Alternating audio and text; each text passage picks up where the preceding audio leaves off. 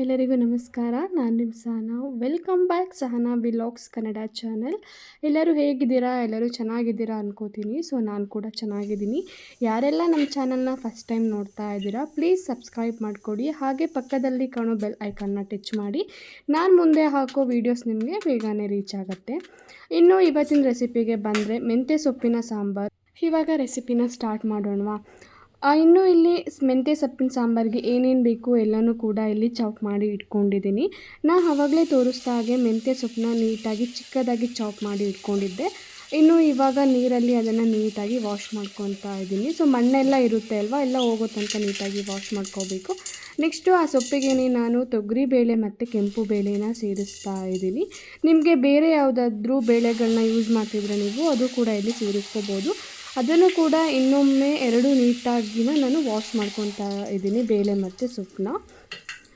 Next ಇಲ್ಲಿ ಒಂದು ಸ್ಟವ್ನ ಕಚ್ಚಿ ಅದಕ್ಕೆ ಕುಕ್ಕರ್ನ ಇಟ್ಕೋಬೇಕು. ಅದಕ್ಕೆ ನಾವೇನು ಆವಾಗಲೇ ವಾಶ್ ಮಾಡ್ಕೊಂಡಿದ್ದೀವಿ ಸೊಪ್ಪು ಮತ್ತು ಬೇಳೆ ಜೊತೆಗೇ ನಾನು ಆವಾಗಲೇ ನಿಮಗೆ ತೋರಿಸ್ದಾಗೆ ನಾನು ಏನೆಲ್ಲ ಚಾಪ್ ಮಾಡಿ ಇಟ್ಕೊಂಡಿದ್ದೆ, ಈರುಳ್ಳಿ, ಬೆಳ್ಳುಳ್ಳಿ ಮತ್ತು ಟೊಮೊಟೊ ಹಣ್ಣು, ಸ್ವಲ್ಪ ಕರಿಬೇವು ಮತ್ತು ಒಂದೆರಡು ಮೆಣಸಿನ್ಕಾಯಿ, ಇಷ್ಟನ್ನ ನಾನಿಲ್ಲಿ ಸೊಪ್ಪಿನ ಜೊತೆಗೇ ಬೇಯಿಸ್ಕೊತಾ ಇದ್ದೀನಿ.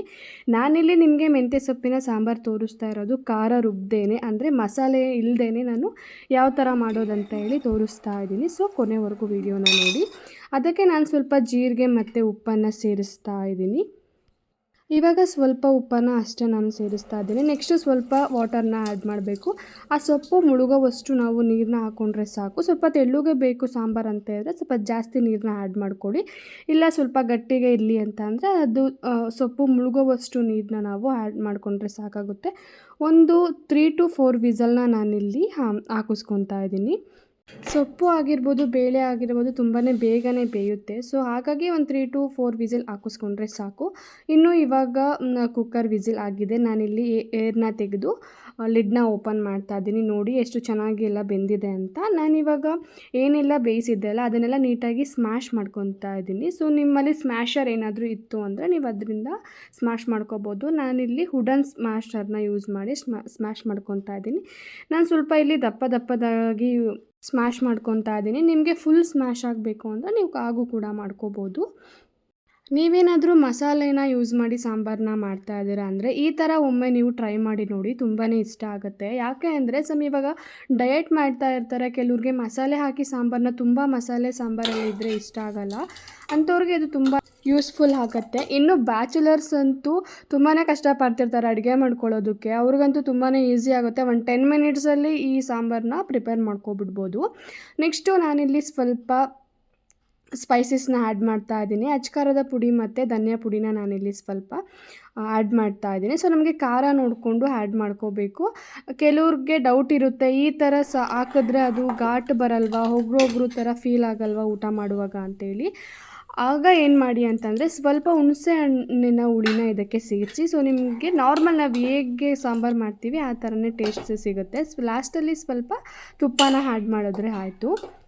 ಸ್ವಲ್ಪ ಗಟ್ಟಿಗೆ ಮಾಡಿಕೊಂಡ್ರೆ ಈ ಸಾಂಬಾರನ್ನ ಚಪಾತಿ ಜೊತೆಗೂ ನಾವು ತಿನ್ಬೋದು ಮತ್ತು ರೈಸ್ ಜೊತೆಗೇನು ತಿನ್ಬೋದು. ತುಂಬ ತೆಳ್ಳಗೆ ಮಾಡ್ಕೊಂಡ್ವಿ ಅಂತ ಅಂದರೆ ಸ್ವಲ್ಪ ರೈಸ್ಗೆ ಅಷ್ಟೇ ಸೂಟ್ ಆಗ್ತಾ ಇರುತ್ತೆ ಸಾಂಬಾರು. ಸೊ ಇವಾಗ ನೋಡಿ ಎಷ್ಟು ಚೆನ್ನಾಗಿ ಬಂದಿದೆ ಸಾಂಬಾರು ಅಂತ ಹೇಳಿ. ನೆಕ್ಸ್ಟು ನಾನು ಇದನ್ನು ಸೈಡಿಗೆ ಎತ್ತಿಟ್ಕೊಂಡು ಒಗ್ಗರಣೆಗೆ ಇಲ್ಲಿ ರೆಡಿ ಮಾಡ್ತಾ ಇದ್ದೀನಿ.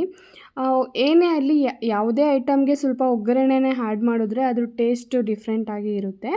ನೆಕ್ಸ್ಟು ನಾನಿಲ್ಲಿ ಸಾಂಬಾರಿಗೆ ಒಗ್ಗರಣೆನ ರೆಡಿ ಮಾಡ್ಕೊತಾ ಇದ್ದೀನಿ. ಒಂದು ಚಿಕ್ಕ ಪಾನ್ನ ತೊಗೊಂಡು ಅದಕ್ಕೆ ಸ್ವಲ್ಪ ಎಣ್ಣೆನ ಸೇರಿಸಿ ಅದು ಬಿಸಿ ಆದ ನಂತರ ಅದಕ್ಕೆ ಸಾಸಿವೆ, ಜೀರಿಗೆ, ಬೆಳ್ಳುಳ್ಳಿ, ಕರಿಬೇವು ಮತ್ತು ಒಂದು ಕೆಂಪು ಮೆಣಸಿನ್ಕಾಯಿನ ಸೇರಿಸ್ತಾ ಇದ್ದೀನಿ. ಅದಷ್ಟು ಕೂಡ ಎಣ್ಣೆಯಲ್ಲಿ ಸ್ವಲ್ಪ ಫ್ರೈ ಆದಮೇಲೆ ಅದನ್ನು ಸಾಂಬಾರಿಗೆ ಸೇರಿಸಿದ್ರೆ ಆಯಿತು, ಸಾಂಬಾರು ರೆಡಿಯಾಗುತ್ತೆ.